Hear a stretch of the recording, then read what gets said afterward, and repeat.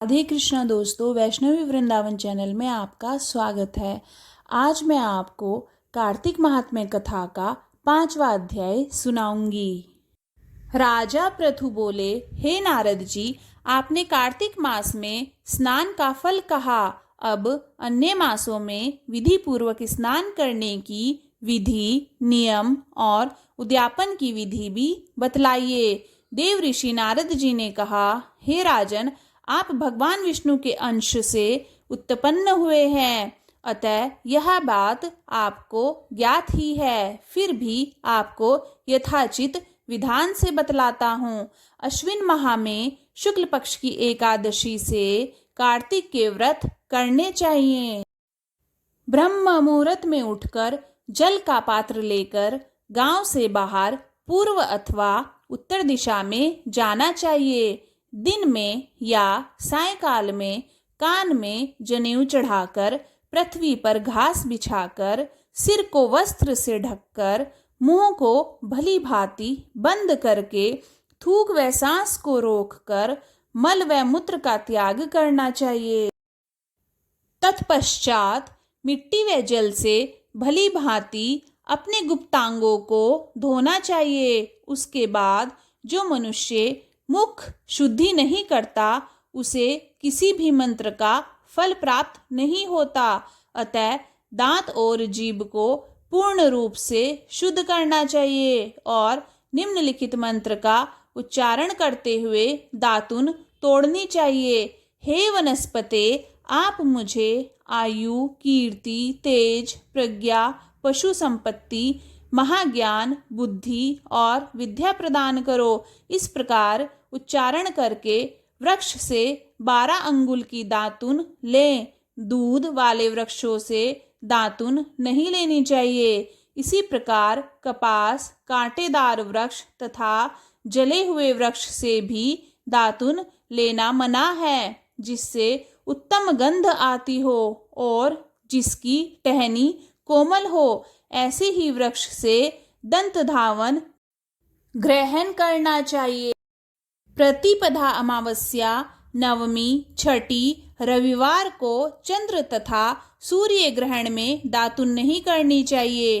तत्पश्चात भली भांति स्नान करके फूल माला, चंदन और पान आदि पूजा की सामग्री लेकर प्रसन्न चित्त व भक्ति पूर्वक शिवालय में जाकर सभी देवी देवताओं को अर्घ्य, आचमनीय आदि वस्तुओं से पृथक पृथक पूजा करके प्रार्थना एवं प्रणाम करना चाहिए। फिर भक्तों के स्वर से स्वर मिलाकर श्री हरि का कीर्तन करना चाहिए। मंदिर में जो गायक भगवान श्री हरि का कीर्तन करने आए हों, उनका माला, चंदन, तांबूल आदि से पूजन करना चाहिए, क्योंकि देवालयों में भगवान विष्णु को अपनी तपस्या, योग और दान द्वारा प्रसन्न करते थे, परंतु कलयुग में भगवत गुणवान को ही भगवान श्री हरि को प्रसन्न करने का एकमात्र साधन माना गया है। नारद जी राजा पृथु से बोले, हे राजन, एक बार मैंने भगवान से प्रश्न पूछा, हे प्रभु, आप सबसे अधिक कहाँ निवास करते हैं? इसका उत्तर देते हुए भगवान ने कहा, हे नारद, मैं बैकुंठिया योगियों के हृदय में ही निवास नहीं करता, अपितु जहाँ मेरे भक्त मेरा कीर्तन करते हैं, मैं वहाँ अवश्य निवास करता हूँ। जो मनुष्य चंदन माला आदि से मेरे भक्तों का पूजन करते हैं, उनसे मेरी ऐसी प्रीति होती है जैसे कि मेरे पूजन से भी नहीं हो सकती।